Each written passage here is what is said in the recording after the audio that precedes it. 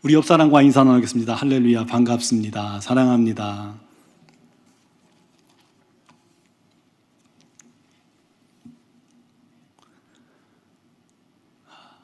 이 중년 아버지들의 세미나, 우리나라 같으면 이제 아버지 학교 같은 그런 세미나에서 강사가 숙제를 냈습니다. 사랑하는 사람에게 사랑한다고 말하되 꼭 한 번도 말하지 않은 사람이나 아니면 사랑한다고 말한 지 오래된 대상에게 사랑한다고 말하고 돌아오라 라는 숙제였습니다. 아버지들이 감정 표현이 서툰 그런 세대라 사랑 고백 숙제는 여간 힘든 일이 아니었습니다. 그 다음 주에 강사가 한 주 동안 사랑한다는 고백을 했을 때 어떤 일이 있었는지 말해달라고 요청을 했습니다. 그러자 키가 큰 한 사람이 일어났습니다. 그가 말하기를, 저는 지난주에 너무 화가 났습니다. 난 그런 말 할 상대도 없었고요.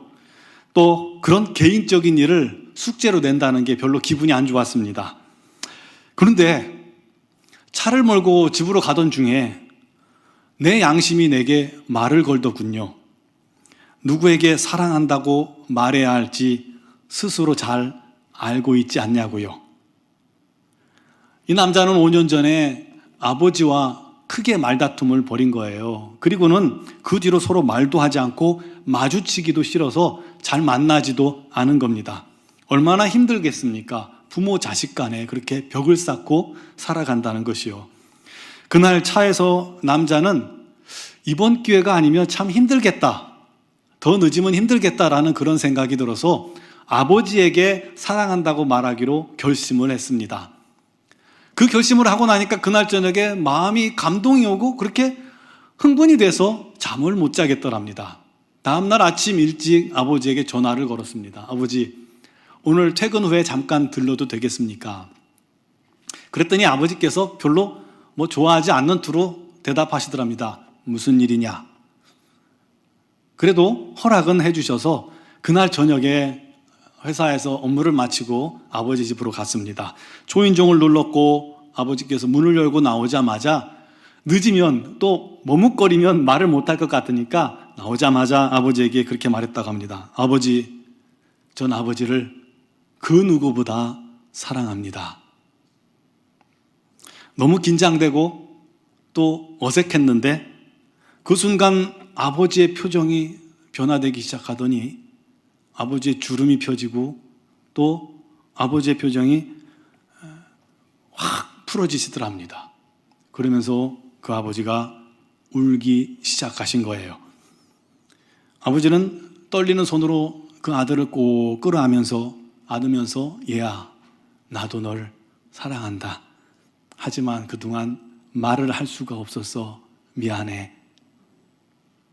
두 사람은 부둥켜 안고 오랫동안 흐느꼈다고 합니다. 짧은 사랑의 고백이지만 진심의 고백에 위력이 있는 겁니다. 그 남자가 말합니다. 저는 지금껏 그런 감동적인 순간을 느껴본 적이 없습니다. 사랑한다는 고백은 생각보다 엄청난 위력이 있습니다. 제가 이 설교를 마치고 일부 예배를 마쳤는데 강구원 집사님, 우리 교회 강구원 집사님께서 이 아버지 학교를 운영하고 하시잖아요. 실제적으로 이 짧은 말 한마디에 정말 놀라운 역사들이 많다고 그렇게 다시 한번 제게 말씀해 주시는 거예요. 그렇습니다. 사랑한다는 말 한마디에 평생 고쳐지지 않던 병이 치료되는 사람도 있었고요. 사랑한다는 말 한마디에 좌절된 인생이 새로운 용기를 얻고 새 인생을 살게 되는 사람도 있고요. 사랑한다는 말 한마디에 서러움과 외로움으로 눈물 흘리던 사람이 행복한 웃음이 넘치는 삶으로 바뀌게 되는 경우도 많이 있습니다. 여러분, 지금 여러분들 중에도 청년들을 제외하고 대부분도 사랑한다는 용기 있는 고백으로 지금 아내를 만났고 남편을 만났고 가정을 이뤘고 자녀가 생겨났잖아요. 얼마나 놀라운 일입니까? 그렇죠?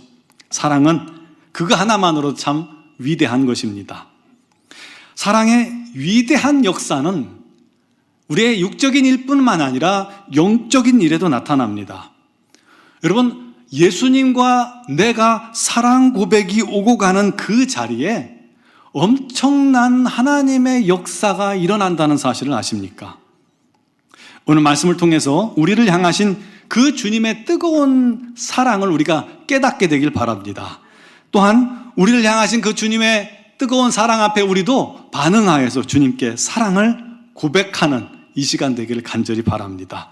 그때 우리 인생의 최고의 순간이 될 수 있는 겁니다. 왜냐하면 주님과 사랑의 이 스파크가 일어나면, 사랑과 사람도 그러죠. 사랑하는 남자 여자가 스파크가 탁 일어나면 역사가 나타나듯이 우리 주님과 사랑의 스파크가 일어나면 마치 전원이 끊겨져서 어둡던 곳에 다시 전원이 연결되면 환하게 빛이 비추듯이 주님의 놀라운 사랑이 끊어졌던 이 심령에 주님의 영광의 빛과 사랑이 비추어지기 때문입니다. 또 주께서 사랑을 고백하시는 자의 손을 붙잡아 주시면 다시 시작하는 은혜가 그 영혼에게 넘치게 되는 것을 믿으시기 바랍니다. 그러면 실패한 인생이 다시 리셋되는 거예요. 오늘 본문은 여러분 잘 아시는 말씀입니다. 제자들이 부활하신 주님을 만났습니다. 하지만 그 주님이 이전과 같지는 않으신 거예요.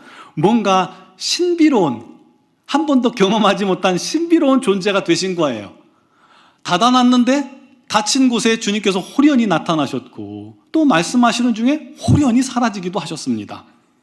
주님이 전처럼 제자들과 함께 다니시고 또 제자들을 인도하시고 또 지시하시고 그러지 않으셨어요. 그렇다 보니까 제자들이 주님 없는 그 빈자리가 커서 뭘 해야 할지 모르겠는 겁니다. 혼란스러운 제자들은 무엇을 할까 고민하다가 물고기나 잡으러 가자, 별로 할 일도 없는데 하고 물에 간 겁니다. 한때 주님과 세상을 변화시킬 꿈을 꾸던 제자들입니다. 하지만 주님께서 잡히시던 그날 밤에 그들은 평생 한 번도 경험하지 못한 공포를 경험하고 자기도 모르는 사이에 주님을 모른다고 부인하고 주님을 다 떠나 도망가 버린 제자들입니다. 한순간에 꿈을 잃어버렸습니다. 비전도 잃어버렸습니다. 사명도 잃어버렸습니다. 그냥 혼란스러운 그 상태예요. 죄책감과 또 좌절감이 그 마음속에 켜켜이 쌓여 있습니다. 뭐라고 말을 할 수가 없습니다. 그래도 뭔가 해야 할 것 같은데 뭐 할 일도 없고 하니까 물고기를 잡으러 디베랴에 간 겁니다. 그마저 밤새 노력을 했는데 한 마리도 잡지 못했어요. 아니, 뭐가 되는 게 없어요.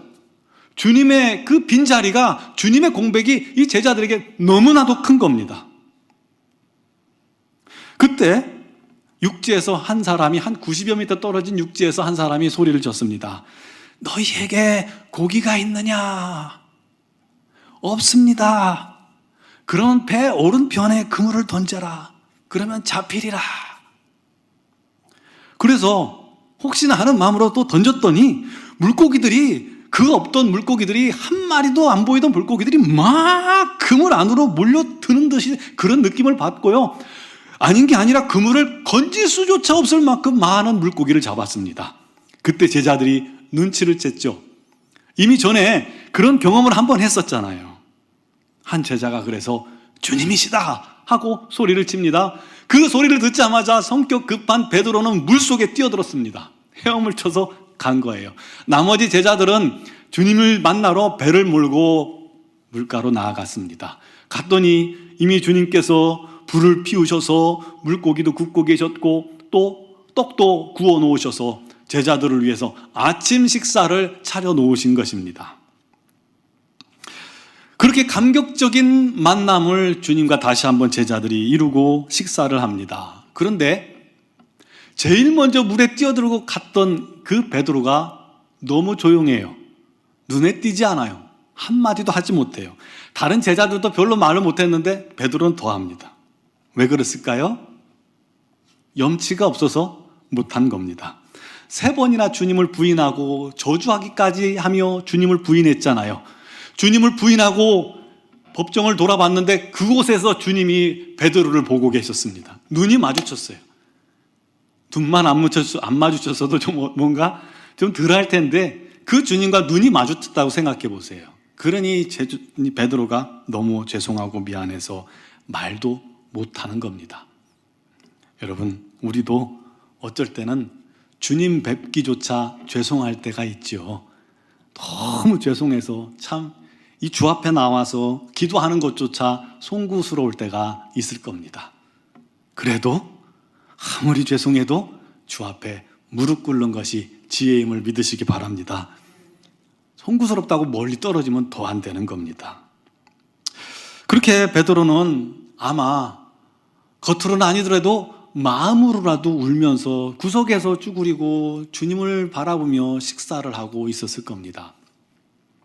제가 고3 때 우리 교회에서 학생회 수련회 있잖아요. 그 수련회를 어렵게 선생님의 핍박을 받아가면서 참석을 했습니다. 그런데 참석했더니 그곳에 이제 교사 선생님 한 분이 회비를 내라는데 회비가 당시에 3,000원이었거든요. 근데 3,000원을 안 낸 아이들한테 가라고, 집으로 돌아가라고 소리를 치는 거예요. 고3 아이들은 학교에서 이제 가방 메고 왔기 때문에 나중에 돈을 못 가져왔으니까 나중에 드릴게요 했는데도 필요 없으니까 다 가라고 그렇게 화를 내시는 거예요. 그러니까 아이들이 나름대로 성의를 다해서 왔는데 가라고 하니까 너무 속상해서 화가 났어요. 반발심에 막 돌아가려고, 분위기가 그런 분위기였어요. 근데 전도사님의 중재로 그냥 머물게 되었습니다. 그날 저녁을 먹는데 그 교회가 수련회 장소가 지금 저 계룡산 앞에 있는 학봉교회라고 이렇게 둥근 기둥에 세모난 지붕 있는 교회 혹시 보셨나요? 학을 형상화한 그런 교회입니다. 그래서 산 꼭대기에서 내려보면 학이 이렇게 있는 모습이라고 그렇게 말해요. 그 학봉교회가 막 짓고 있을 그 당시인데 그 교회 앞에 계단이 있는데 계단 앞에서 식판에다 밥을 타서 밥을 먹고 있었어요.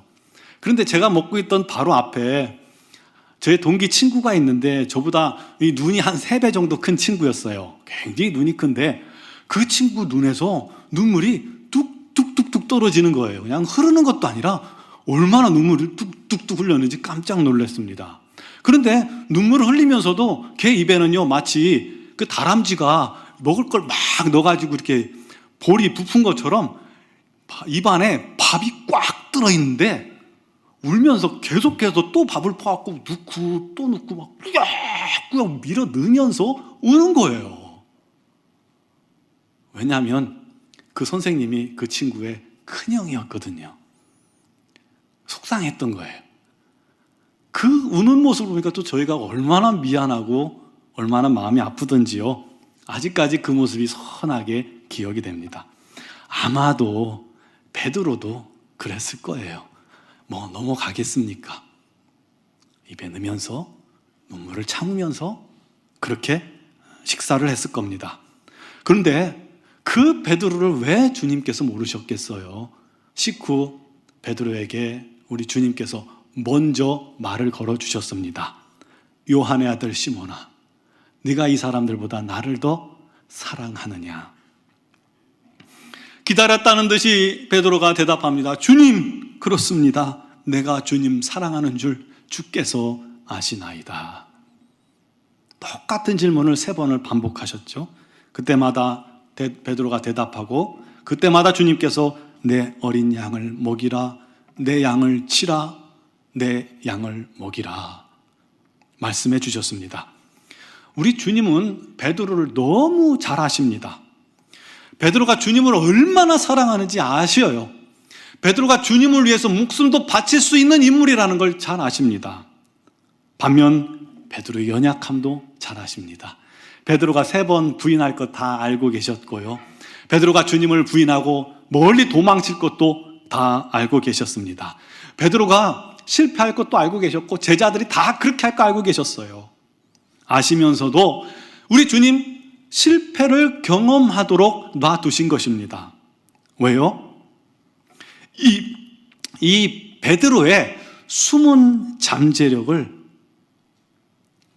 그 실패가 이 베드로의 숨은 잠재력을 폭발하게 만들 것을 알고 있었기 때문입니다.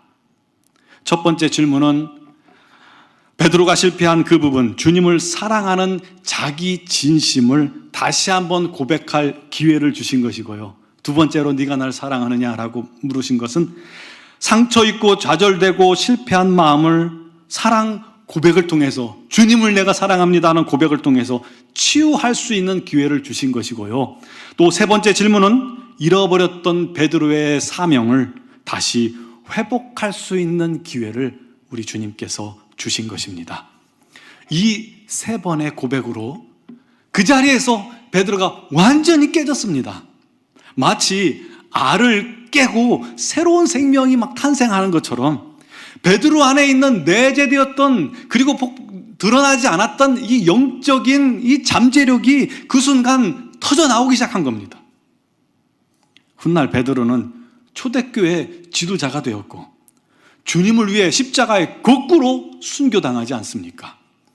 만약 이때의 실패가 없었다면, 이때의 경험이 없었다면 그러지 못했을 수 있습니다. 또 지금 이 자리에서, 그 자리에서 주님으로부터 회복되지 않았다면 그런 베드로가 있지 않았을 수 있습니다.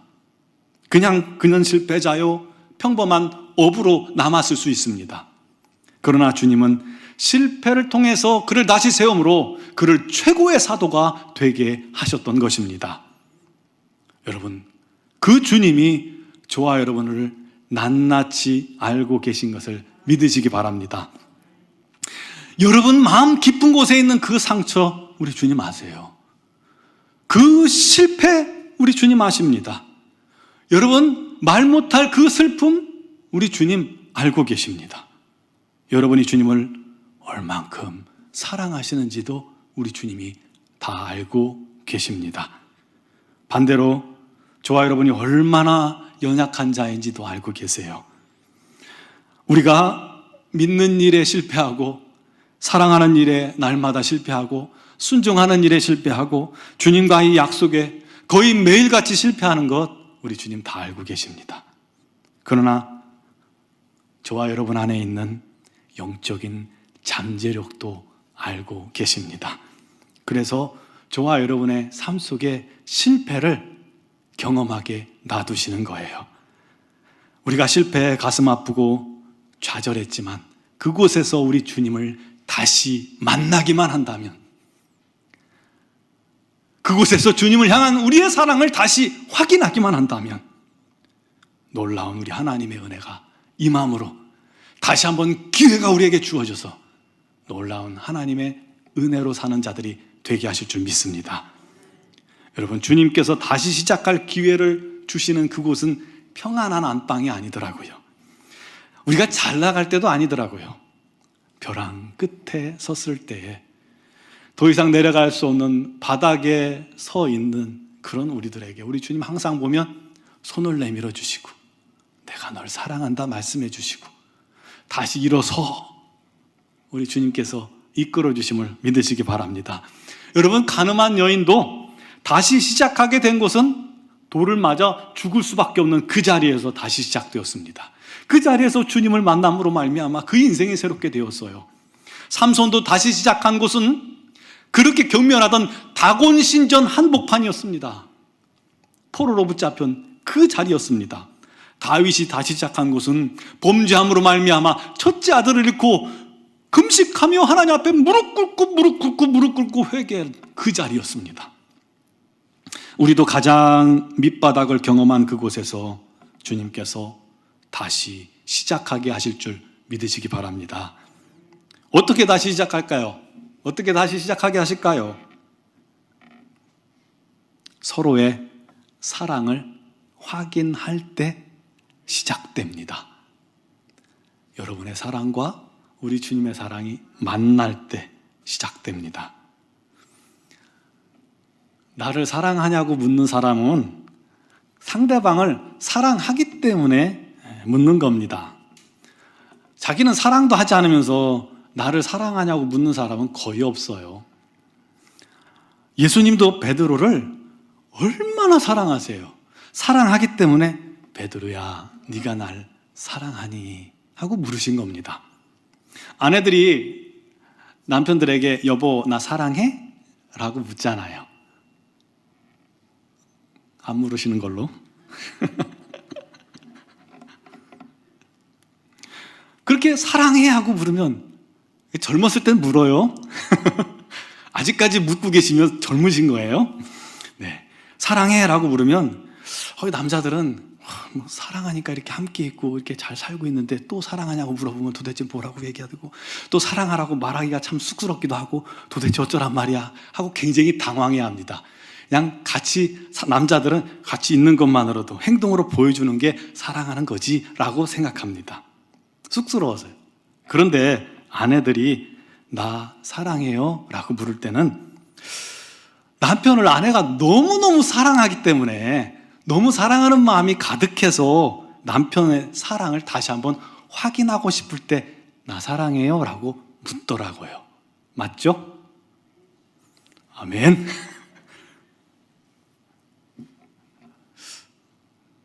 젊은 분들은 아닌 것 같아요. 사랑하기 때문에 묻는 거예요. 사랑하지 않으면요, 그 왼수가 날 사랑하든 말든 아무런 관심이 없어요. 뭐 상관없어요. 그처럼 예수님께서 네가 나를 사랑하느냐 하고 묻는 질문이 바로 베드로를 뜨겁게 사랑하고 있음을 전하는 질문입니다. 그 사랑을 베드로가 느꼈기 때문에요, 베드로도 큰 용기를 내서 대답하는 겁니다. 주님, 그렇습니다. 내가 주님을 사랑합니다. 그 순간 이 베드로가 예수님의 그 사랑 앞에 치유되기 시작합니다. 죄책감이 치유되기 시작합니다. 상한 마음이 치유되기 시작합니다. 자신은 주님을 외면했지만 주님은 여전히 자기를 사랑하신다는 그 사실을 깨닫는 순간 베드로의 깊은 상처가 치유된 것입니다. 사랑은 사람을 치유하는 힘이 있습니다. 사랑은 어긋난 관계를 회복시켜 주십니다. 여러분, 예수님의 사랑이 우리를 치유했습니다. 예수님의 사랑이 하나님과 어긋나버린 우리를 다시금 회복해 주신 것입니다. 사랑하는 성도 여러분, 주님을 사랑하십니까? 주님께 그 사랑을 고백하십니까? 내 안에 있는 이 사랑과 주님이 부어주시는 그 사랑이 만날 때 그 자리가 기적의 자리입니다. 불꽃이, 돌을 튈 때 불꽃이 일어나듯이 주님의 회복과 치유의 역사가 이 두 마음이 만나는 곳에 일어나는 겁니다. 오늘 이 자리에도 치유가 필요하신 분들이 계십니다. 오늘 이 자리에도 사명의 회복이 필요한 분들이 계십니다. 그분들은 오늘 주님의 음성 듣기를 간절히 바랍니다. 사랑하는 아들아, 사랑하는 내 딸아, 내가 나를 사랑하니. 주님, 내가 주님을 사랑합니다. 내가 주님을 사랑합니다. 마음을 다해 주님을 사랑합니다. 100번, 1000번이라도 여러분의 마음이 치유될 때까지, 여러분의 사명이 회복될 때까지 사랑을 고백하시기 바랍니다. 그때 놀라운 일이 일어나는 겁니다. 여러분, 배우 차인표 씨 아시죠? 그의 간증을 잠깐 하고 마치려고 합니다. 2006년 봄에 컴패션이라는 단체에서 함께 인도로 가게 된 겁니다. 온갖 불평을 마음속에 가득 안고 그곳에 도착했는데, 도착하자 그곳에 한 무리의 인도 아이들이 이들을 기다리고 있었습니다. 너무나 빼빼 마르고 옷도 지저분한 냄새나는 그런 아이들이었습니다. 그가 다가가자 한 아이가 이렇게 손을 내밀더랍니다. 그래서 그 아이의 손을 붙잡아 만졌습니다. 근데 바로 그 순간 40년을 기다렸지만 단 한 번도 만나지 못했던 예수님께서 차인표 씨의 마음에 이렇게 말씀하시더랍니다. 사랑하는 인표야, 내가 너를 오랫동안 기다렸단다. 얼마나 외로웠니? 내가 너를 사랑한다. 너는 사랑받기 위해 태어난 사람이야. 예수님께서는 세상에서 가장 가난하고 보잘것없는 한 아이를 통해서 그를 만나 주신 겁니다. 그리고 주님의 그 크신 사랑을 보여주셨습니다. 그 후로 그의 인생이 바뀌었잖아요. 사랑을 주는 인생이 된 겁니다. 여러분, 이제 우리 차례입니다.